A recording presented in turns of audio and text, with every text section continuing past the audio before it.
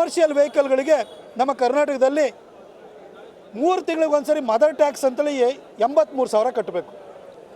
ಅವು north East ಸ್ಟೇಟ್ಗಳಿಗೆ special status ಇರೋದ್ರಿಂದ ಅಲ್ಲಿ 3 ತಿಂಗಳು ಒಂದ್ಸರಿ ಕಟ್ಟುವಂಥ ಮದರ್ ಟ್ಯಾಕ್ಸು ಲೆಸ್ ದೆನ್ 20,000 ಇರುತ್ತೆ. ಅದನ್ನು ಇಲ್ಲಿ ಬಂದು ಅಲ್ಲಿ ರಿಜಿಸ್ಟ್ರೇಷನ್ ಮಾಡಿಕೊಂಡು ರಿಜಿಸ್ಟ್ರೇಷನ್ ಫೀನಲ್ಲೂ ಉಳಿಸ್ಕೊಳ್ತಾರೆ.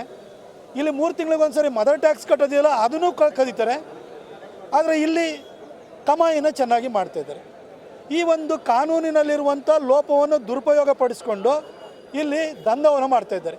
ಆದರೆ ನಮ್ಮ ಮೈಸೂರಿನವರೇ ನಿಯತ್ತಾಗಿ ಮೈಸೂರಿನ KA09 KA55 ಇದನ್ನು ತೊಗೊಂಡು 3 ತಿಂಗಳಿಗೆ ಒಂದು ಸರಿ 83,000 ಕಟ್ಟಿ ಫಿಟ್ನೆಸ್ ಸರ್ಟಿಫಿಕೇಟ್ ತೊಗೊಂಡು ಏನಿಲ್ಲಿ ವೆಹಿಕಲ್ಗಳನ್ನ ಚಾಲನೆಯನ್ನು ಮಾಡ್ತಿದ್ದಾರೆ, ಅವ್ರ ಹೊಟ್ಟೆಗೆ ಬರ ಬೀಳ್ತಾ ಇದೆ. ಶಕ್ತಿ ಯೋಜನೆಯಿಂದ ಈಗ ಆಲ್ರೆಡಿ ನಮಗೇನು ಬಾಡಿಗೆಗೆ ಯಾರು ಬರುವಂತಾರೆ ಅಥವಾ ಬಸ್ಗಳಲ್ಲಿ ಖಾಸಗಿ ವೆಹಿಕಲ್ಗಳಲ್ಲಿ ಓಡಾಡೋ ಸಂಖ್ಯೆ ಕಮ್ಮಿ ಆಗಿದೆ. ಇದ್ರ ಮಧ್ಯದಲ್ಲೇ ಸರ್ಕಾರ ಡೀಸೆಲು ಪೆಟ್ರೋಲ್ ಬೆಲೆನ 3 ರೂಪಾಯಿ ಜಾಸ್ತಿ ಮಾಡಿದರು. ಈ ಮಧ್ಯದಲ್ಲೇ ಸೆಸ್ ಅಂತ ಹೇಳ್ಬಿಟ್ಟು ಮತ್ತೆ 3 ರೂಪಾಯಿ ಹಾಕಿದ್ದಾರೆ. ಇದ್ರ ಜೊತೆಗೆ ಹೊರ ರಾಜ್ಯಗಳ ರಿಜಿಸ್ಟ್ರೇಷನ್ ಮಾಡಿಕೊಂಡು ಹೊರ ರಾಜ್ಯಗಳಿಂದ ಬಂದು ಮದರ್ ಟ್ಯಾಕ್ಸನ್ನು ಕದೀತಾ ಇರುವಂತಹ ವಾಹನಗಳ ಹಾವಳಿ. ಎಲ್ಲಿಗೆ ಹೋಗಬೇಕು ನಮ್ಮ ಜನ? ನ್ಯಾಯಯುತವಾಗಿ ಟ್ಯಾಕ್ಸ್ ಕಟ್ಟೋರಿಗೆ ಇವತ್ತು ಬದುಕೋಕ್ಕೆ ಅವಕಾಶನೇ ಇಲ್ಲ, ಅವ್ರಿಗೆ ಕಾಲನೇ ಇಲ್ಲ ಅನ್ನೋಂಥ ಪರಿಸ್ಥಿತಿ ಬಂದಿದೆ. ಹಾಗಾಗಿ ಇವತ್ತು RTO ಎದುರುಗಡೆ ನಮ್ಮ ಎಲ್ಲ ಚಾಲಕರ ಸಂಘದ ಮುಖಾಂತರವಾಗಿ ನಾವು ಪ್ರೊಟೆಸ್ಟನ್ನು ಮಾಡಿದ್ದೀವಿ. ಇಬ್ಬರು ಆಯುಕ್ತರಿಗೆ ನಾವು ಹೇಳಿದ್ದೀವಿ, ತಕ್ಷಣಕ್ಕೆ ಇವತ್ತು ಸಂಜೆ ಒಳಗಡೆ ನೀವು ಏನು FC ಮಾಡಬೇಕಾದ್ರೆ GPS ಪ್ಯಾನಿಕ್ ಬಟನ್ನ ಅಳವಡಿಸ್ಕೊಳ್ಬೇಕು ಅಂತ ಸರ್ಕಾರದಿಂದ ನಿಯಮ ಬಂದಿದೆ. ಕೇಂದ್ರ ಸರ್ಕಾರದಲ್ಲಿ ನಾವೇ ನಿಯಮ ಮಾಡಿದ್ದೀವಿ. ಆದರೆ GPS ಅಳವಡಿಸ್ಕೊಳ್ಳೋಕ್ಕೆ ಮಾರ್ಕೆಟಲ್ಲಿ ಹೋದರೆ, ಹೊರಗಡೆ ಹೋದರೆ ಓಪನ್ ಮಾರ್ಕೆಟಲ್ಲಿ 1,000 ರೂಪಾಯಿ ಸಿಗೋವಂಥ GPS ಏನು ಯಂತ್ರ ಇದೆ, ಹಾಗೂ ಅದರದ್ದು ಏನು ಆ್ಯಪ್ ಸಿಗುತ್ತೆ ನಾವು ಮಾಡ್ಕೊಳ್ಬೋದು. ಅದನ್ನು ಇಲ್ಲಿ ಸರ್ಕಾರದವರು ಟೆಂಡರ್ ಕರೆದು 12 ಏಜೆನ್ಸಿಗಳಿಗೆ ಕೊಟ್ಟಿದ್ದಾರೆ. ಅದೇ ಏಜೆನ್ಸಿಯಿಂದ ಹಾಕ್ಕೊಳ್ಬೇಕು, ನೀವು ಪ್ರೈವೇಟಾಗಿ ಹಾಕ್ಸಿದ್ರೆ ಅದನ್ನು ತಗೊಳ್ಳೋ ಲೆಕ್ಕಕ್ಕೆ ಅಂತ ಹೇಳ್ತಾರೆ.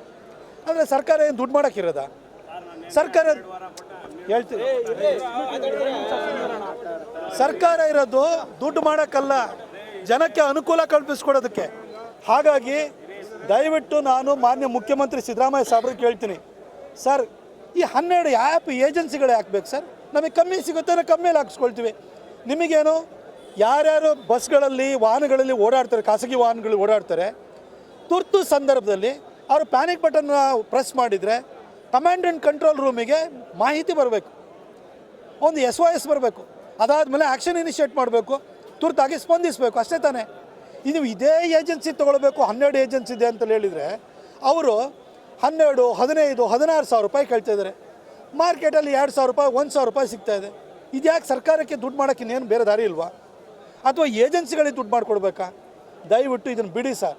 ನಿಮ್ಮ ಶಕ್ತಿ ಯೋಜನೆಯಿಂದ ಅದರ ಉದ್ದೇಶದ ಬಗ್ಗೆ ನಾನು ಏನೋ ತಪ್ಪಾಗಿ ಹೇಳಲ್ಲ. ಆದರೆ ಖಾಸಗಿ ವಾಹನಗಳನ್ನು ಇಟ್ಕೊಂಡಿರೋರಿಗೆ ತುಂಬ ತೊಂದರೆ ಆಗಿದೆ, ದಯವಿಟ್ಟು ಅರ್ಥ ಮಾಡ್ಕೊಳ್ಳಿ.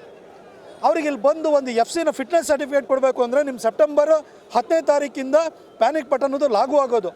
ಆದರೆ ಇವಾಗಲೇ ನೀವು ಹೋಗಿ ಈ ಏಜೆನ್ಸಿಯಿಂದ ತೊಗೊಳ್ಳಿ 15,000 ರೂಪಾಯಿ ದಂಡ ಕಟ್ಟಿಸ್ಕೊಳ್ಳಿ ಅಂತ ಹೇಳ್ತಾರೆ. ಯಾಕೆ ಸರ್ ಮಾಡ್ಕೋಬೇಕು? ನಿಮ್ಮದು ಪ್ಯಾನಿಕ್ ಬಟನ್ನ ಅಳವಡಿಸ್ಕೊಳ್ಬೇಕಾದ್ರೆ ಕಡ್ಡಾಯ ಅಂತ ಮಾಡಿ, ಕೇಂದ್ರ ಸರ್ಕಾರದ ನಿಯಮ ಇದೆ. ಆದರೆ ಇಂಥದ್ದೇ ಏಜೆನ್ಸಿಯಿಂದ ತೊಗೊಳ್ಬೇಕು ಅಂತ ಏನಿದೆ ಸರ್?